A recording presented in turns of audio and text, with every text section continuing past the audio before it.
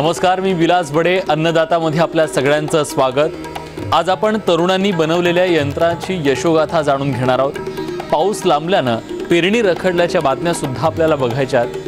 तसंच शेतकऱ्यांना पेरणी लांबल्यानं शेतात काय कामं करायची त्याचं नियोजन सुद्धा आपल्याला जाणून घ्यायचं आहे. पण बुलेटिनची सुरुवात करूयात अन्नदाता ठळक.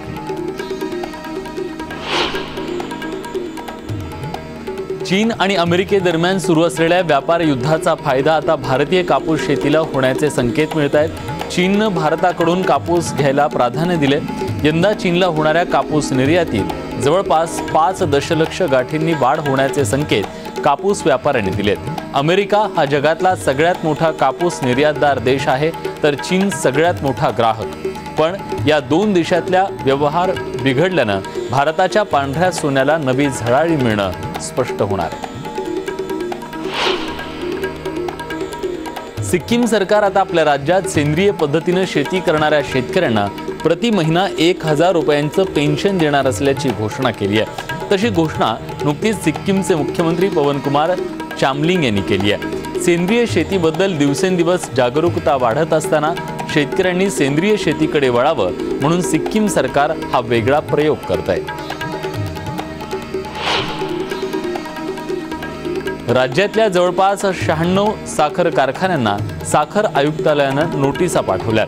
कारखान्यांनी शेतकऱ्यांच्या ऊसाची थकीत बिलं वेळेवर द्यावीत यासाठी साखर आयुक्तांनी ही पावलं उचलली आहेत. राज्यात ऊसाची जवळपास 1700 कोटी रुपयांपेक्षा जास्तची रक्कम थकीत आहे. ही रक्कम शेतकऱ्यांना व्याजासहित द्या असे आदेश साखर आयुक्तांनी दिलेत.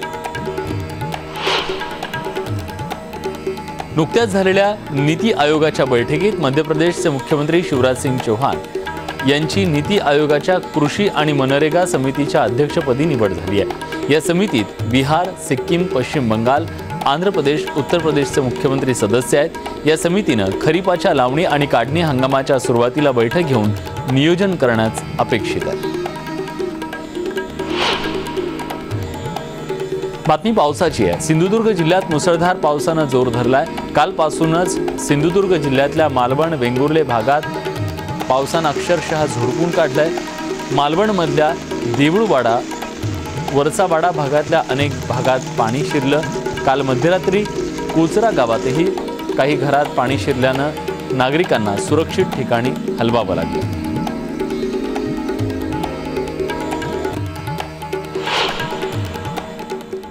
तर या होत्या शेती जगतातल्या महत्त्वाच्या आणि ठळक घडामोडी.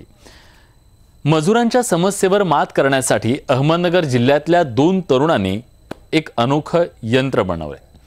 माणूसचलित पेरणी यंत्र, फवारा यंत्र तसंच ट्रॅक्टरवर चलित यंत्राचा यात समावेश आहे. पाहुयात ही यंत्र नेमकी काम करतात तरी कशी.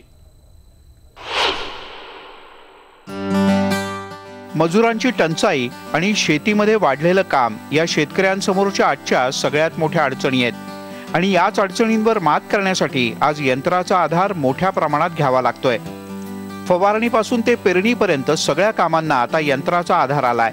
त्यामुळे गावोगावचे जुगाड शेतकरी आता यंत्र बनवण्याकडे वळू लागलेत. अहमदनगर जिल्ह्यातल्या शिर्डीजवळच्या देवळाली प्रवरा गावच्या प्रसाद देशमुख आणि सौरभ कदम या दोघांनी काही खास यंत्र विकसित केलेत. आता ही जी मजुरांची समस्या ही सर्वच शेतकऱ्यांना आहे. आमचा गटाचा जो फायदा होतो का आम्ही जे एकत्र येऊन कुठेतरी आमची ब्रेन स्टॉर्मिंग होती. माझ्यासारखे असतील, प्रसादसारखे असतील, टेक्निकल अवेअर असणारे लोक यामध्ये काम करायची संधी आम्हाला या ठिकाणी मिळते. आणि कुठेतरी मग याच्यातून संशोधन, रिसर्च गॅप भरून काढला जातो आमच्यामध्ये. तर याच्यामध्ये मग ही जे यंत्र आम्ही बनवलं आहे हे जास्तीत जास्त शेतकऱ्यांपर्यंत पोहोचव हीच आमची अपेक्षा आहे. सौरभ कदम आणि त्यांच्या मित्रानं तयार केलेलं हे पेरणी यंत्र कांदा बियाणं, कडधान्य पीक, भाजीपाला यासारख्या पिकांची पेरणी करण्यासाठी वापरलं जात आहे. त्यामुळे मजुरांची गरज मोठ्या प्रमाणात कमी झाली आहे. यातमध्ये प्रोडक्शनमध्ये आम्ही खुद्द गट उतरला आहे. SP ॲग्रो नावाने आमची फर्म आहे आणि त्याच्यामध्ये आम्ही 10,000 रुपये किंमत, अतिशय अल्प किंमत त्याच्यामध्ये ठेवलेली आहे. आणि जास्तीत जास्त क्वालिटी प्रोडक्ट देण्याचा प्रयत्न करतोय ना. अजूनही त्याच्यामध्ये संशोधन आम्ही करतोय. नुसतं हे यंत्र नाही, आम्ही फवारणी यंत्रही बनवलंय. परत आंतरपीक करण्याचं, ऊसामध्ये आंतरपीक पेरण्याचं यंत्र बनवलंय. आणि भविष्यात कांदा लागवड यंत्र बनवण्याचाही मानस आहे. त्याच्यामध्ये फार आम्ही पुढे गेलो. Technically we are very close to the solution. फक्त त्याच्यामध्ये एक वेळ लागतोय आम्हाला. कुठेतरी पेटंट वगैरे करण्याचा आमचा मानस आहे. त्याला ट्रॅक्टरच्या शॉफ्टला जोडून चालणारी ही यंत्र आता जोमानं काम करतायत. शिवाय कामाचा ताण सुद्धा कमी झालाय. साधारण 6 महिन्याच्या कालावधीनंतर आम्ही वेगवेगळे प्रयोग करून हे यंत्र विकसित केलं. तर त्यामध्ये आम्हाला 1 एकर बियाणं टाकण्यासाठी 20,000 पूर्वी खर्च यायचा महिला मजुरांकरवी. तर ह्या यंत्राद्वारे एकच मजूर 1 एकर रोपवाटिका दिवसभरात सहजासहजी टाकू शकते. तर त्याच्यात असं फायदे झाले आमचे की रोपाची आमची 1.5 किलोमध्ये जी आमची कन्सेप्ट होती की 1.5 किलोमध्ये 1 एकर पुनर्लागवड झाली पाहिजे. तर ही आमचं एक आम्ही टार्गेट पास केलं. त्यानंतर मजुरांचं तर म्हणजे जवळजवळ 80-90% आम्हाला त्याच्यामध्ये फायदा झाला. आणि तिसरी गोष्ट अशी की जी रोपाची क्वालिटी असायची ती एकदम सरसगट पूर्णपणे आम्हाला चांगली मिळाली. आपल्याकडे अनेक जुगाड मास्तर आहेत. गावोगावी अशा हुशार तंत्रज्ञ शेतकऱ्यांची कमी नाही. पण या जुगाड बहादरांना जशी जशी संधी मिळेल तसे तसे ते शेतकरी हिताची कामं करतील आणि शेती क्षेत्रातल्या कष्टाच्या कामांचा त्रासही कमी होईल. हरीश दिमोटे, न्यूज 18 लोकमत, अहमदनगर. लोणच्याचं नुसतं नाव जरी घेतलं तरी आपल्या तोंडाला पाणी सुटतं. अशाच चटकदार लोणच्याच्या निर्मितीची लगबग सध्या खानदेशात सुरू आहे. पावसाळ्याच्या तोंडावर इथं लोणचं बनवलं जातं. त्यासाठी जळगाव जिल्ह्यातल्या अनेक आठवडी बाजारात आंबे आणि त्याच्या फोडी करण्याचे व्यवसाय तेजीत आहेत. भुसावळच्या आठवडी बाजारातली ही दृश्य आहेत. या बाजारात जवळपास 50 ते 60 टन कैऱ्यांची प्रति किलो 50 रुपयांच्या दरानं विक्री होतीये.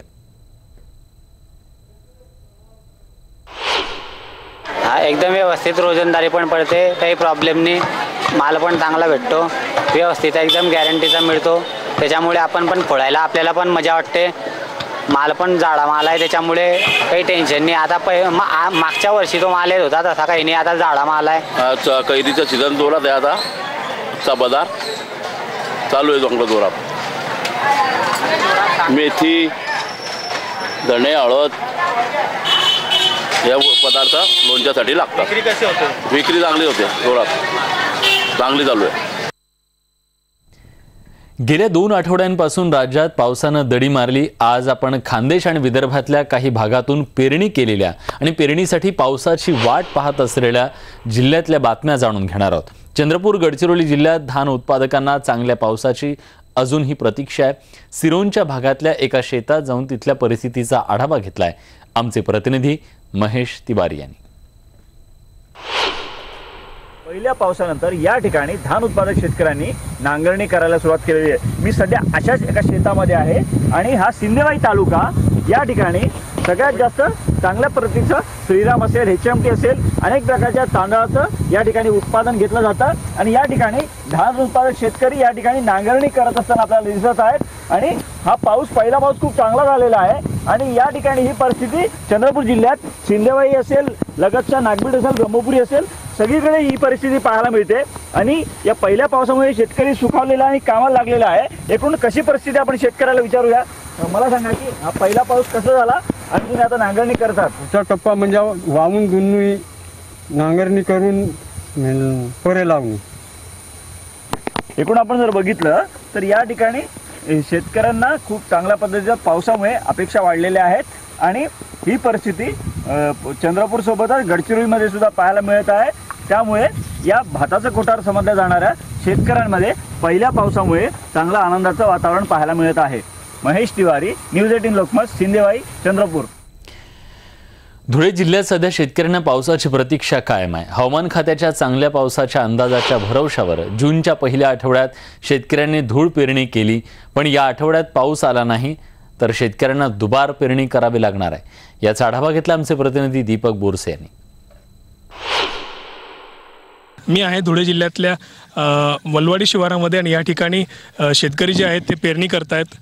या ठिकाणी पेरणी करताना आपल्याला दिसत आहेत. मी आता ज्वारी पेरतोय हे कारण की या पावसाच्या म्हणजे पहिल्यांदा पाऊस आला ना पहिल्या आठवड्यात आणि हवामान खात्याने जो अंदाज दिलेला होता की बाबा पुढच्या येत्या आठवड्यात भरपूर पाऊस आहे 9, 8, 10 तारखेला, त्या अंदाजानुसार आम्ही ही पेरणी करतो आहे. आता जर नाही पाऊस आला तर आम्हाला दुबार पेरणीची वेळ येईल. आता शेतामध्ये काय काय पेरलं तुम्ही, म्हणजे काय लावलेलं शेतामध्ये आणि कशा भरोश्यावरती लावलेलं तुम्ही?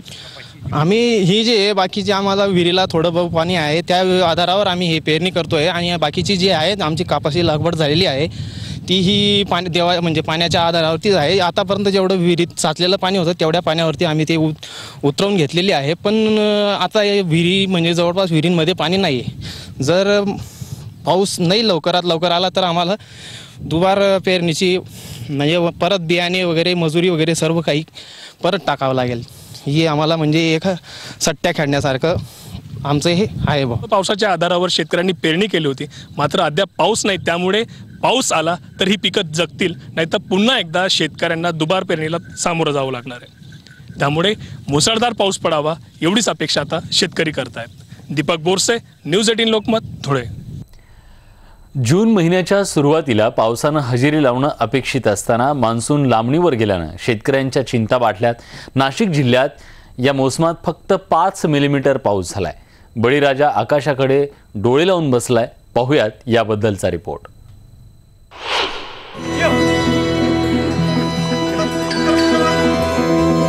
हवामान खात्यानं जून महिन्याच्या सुरुवातीला पावसाचं आगमन होईल असा अंदाज वर्तवला होता. मात्र हा अंदाज फोल ठरल्यानं शेतकरी हवालदिल झालाय.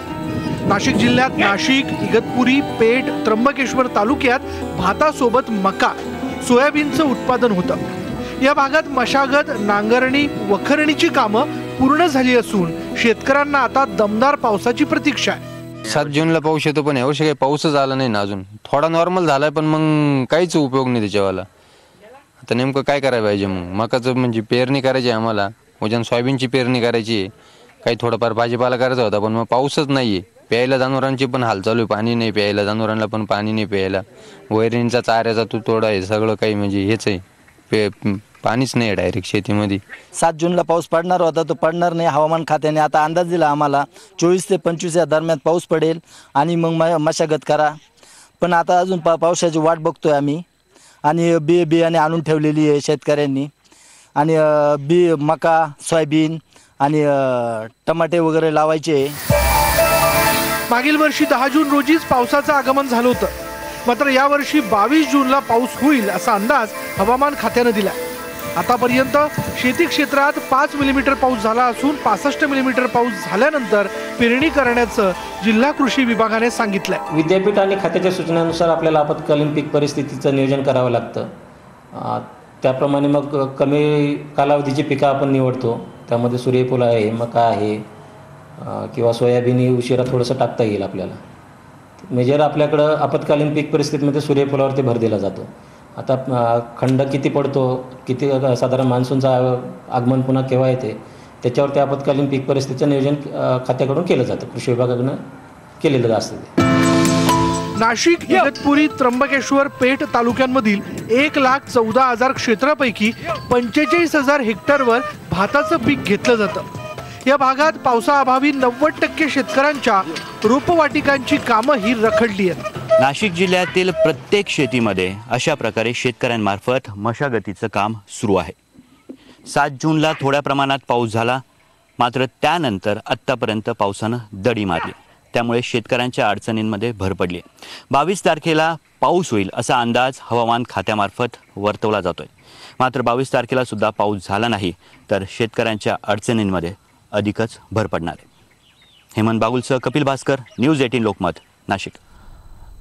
याच बातमीसोबत अन्नदातामध्ये आपण एक छोटासा ब्रेक घेतो. ब्रेक नंतर शेती जगतातल्या आणखी काही महत्त्वाच्या घडामोडी. कुठेही जाऊ नका, पहा फक्त न्यूज 18 लोकमत.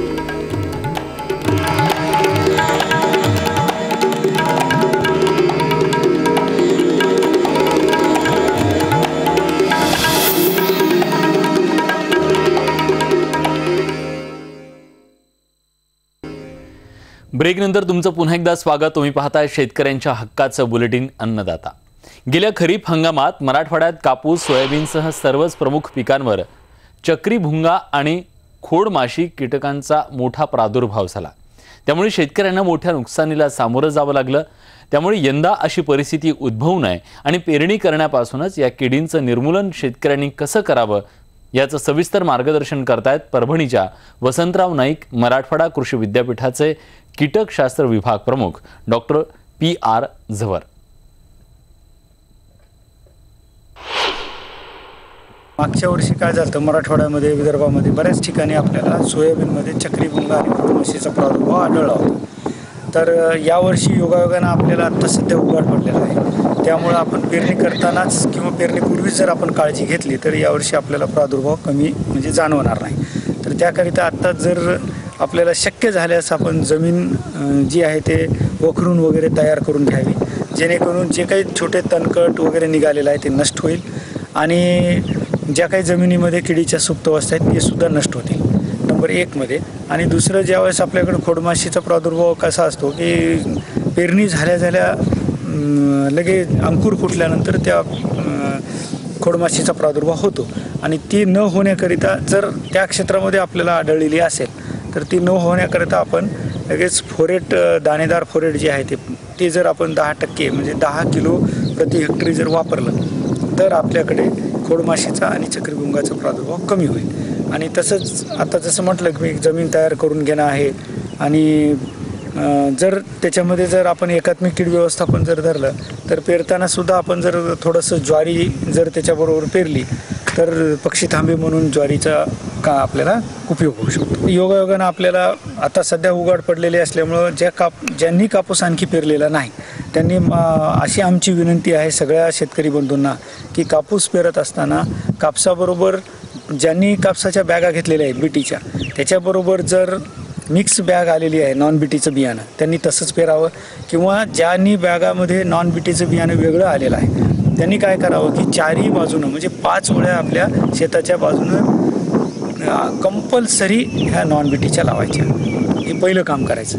आणि त्याच्यासोबत ज्यावेळेस आपण आंतरपीक किंवा मिक्स क्रॉपिंग करतो त्यावेळेस चवळी आहे, मका आहे आणि एरंडी आहे आणि ह्या झेंडू आहे, तर ह्या पिकाचा सुद्धा आजूबाजूला मिक्स्ड क्रॉपिंग म्हणून ह्याच्याबरोबर आपण लागवड करावी, जेणेकरून आपल्याला सेंद्रिय बोंडअळीचा प्रादुर्भाव टाळता येईल.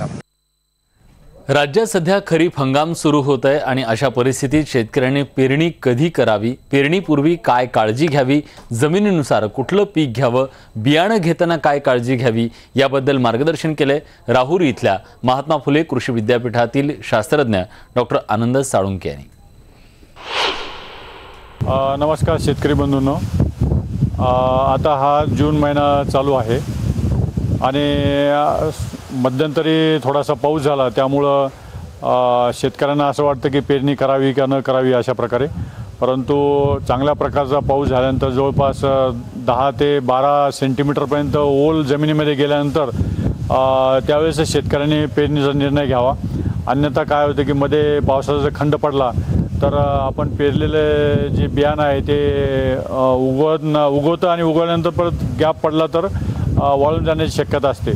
त्यामुळं शेतकरी बंधूंनी पुरेसा पाऊस झाल्यानंतरच आपली पेरणी करावी. पेरणी करण्यापूर्वी शेतकऱ्यांनी आता जी मशागत आहे जमिनीची मशागत करून घ्यायला पाहिजे, कुळवाच्या पाळ्या घालायला पाहिजे आणि जमीन भुसभुशीत चांगल्या प्रकारे पेरण्यासाठी योग्य राहील अशा प्रकारची तयार करणं अतिशय महत्त्वाचं आहे. जमिनीच्या प्रकारानुसार सुद्धा शेतकऱ्यांनी कुठल्या जमिनीमध्ये कुठलं पीक घ्यावं याचा विचार करायला पाहिजे. जर हलकी जमीन असेल तर त्या ठिकाणी बाजरीसारखी पीक घ्यायचं, मध्यम जर जमीन असेल तर त्यामध्ये सोयाबीन घेऊ शकता, त्यानंतर तुमचे तुरीचंही तुम्ही घेऊ शकता. कापूस जे आहे खोल जमीन असेल तर खोल जमिनीमध्ये कापसाचं चांगलं उत्पादन येतं, त्या ठिकाणी आपण कापूस पिकाची लागवड करू शकतो. तर जमिनीच्या प्रकारानुसार पिकांची निवड जर केली तर शेतकऱ्यांना त्यामध्ये नुकसान होत नाही. काही ठिकाणी हलक्या क्षेत्रामध्ये सुद्धा कापूस पिकाची शेतकरी लागवड करतात, परंतु त्या हलक्या जमिनीमध्ये उत्पादन मिळत नाही. त्यामुळं मध्यम काळी जमीन कापूस पिकासाठी निवडावी, मध्यम प्रकारची जमीन जी ती सोयाबीन पिकासाठी निवडावी आणि हलकी जमीन असेल ती बाजरा पिकासाठी निवडावी. महात्मा फुले कृषी विद्यापीठाने बाजरामध्ये 2 जाती विकसित केलेल्या आहे, एक आदिशक्ती आणि धनशक्ती म्हणून आहे. तर तिचं बियाणंही आपल्याकडे विद्यापीठाकडे विक्रीला चालू आहे आणि ह्या हलक्या जमिनीमध्ये बाजरा पीक चांगल्या प्रकारे आपल्याला घेता येते. तसेच सोयाबीनमध्ये सुद्धा DS 228 आहे, फुले कल्याणी आपण तिला म्हणतो, फुले अग्रणी बियाणं आहे आपल्याकडं आणि विद्यापीठाकडं सोयाबीनचंही बियाणं विक्री चालू आहे. तर शेतकरी बंधूंनी फक्त पेरण्यापूर्वी अशी काळजी घ्यायची, पुरेशी ओल असतानाच पेरावं आणि पेरताना रासायनिक खतं देऊन पेरणी करावी. त्यानंतर तणांचंही जे आहे तण थोडासा पाऊस पडल्यानंतर तण उगून येतं आहे, पण ते तण मोडून पाळी घालून मग पेरणी जर केली तर आपल्याला तणांचाही आपल्याला कमी त्रास होतो आणि मजुरी आपल्याला लागत नाही. आणि शेतकऱ्यांना मी अशी विनंती करेल की जर तुरीसारखं पीक आहे, कपाशीसारखं पीक आहे, त्याच्यामुळे आपल्या उत्पादन खर्च कमी कसा होईल याकडे लक्ष दिलं पाहिजे. मग त्यामध्ये आपल्याला मेकॅनायझेशन म्हणजे कुळवाच्या पाळ्या घालणे, त्याच्यानंतर सुरुवातीचं आलेलं तण काढून टाकणे, अशा प्रकारची काळजी जर घेतली तर शेतकरी बंधूंना खरीप हंगाम नक्कीच चांगला जाईल. तेव्हा शेतकरी बांधवांनो, हा जो सल्ला आहे तो तुमच्यासाठी अत्यंत महत्त्वाचा असेल. याच सगळ्या बातम्यांसोबत बुलेटिनमध्ये आपण इथेच थांबतोय. ताज्या घडामोडींसाठी बघत राहा न्यूज 18 लोकमत.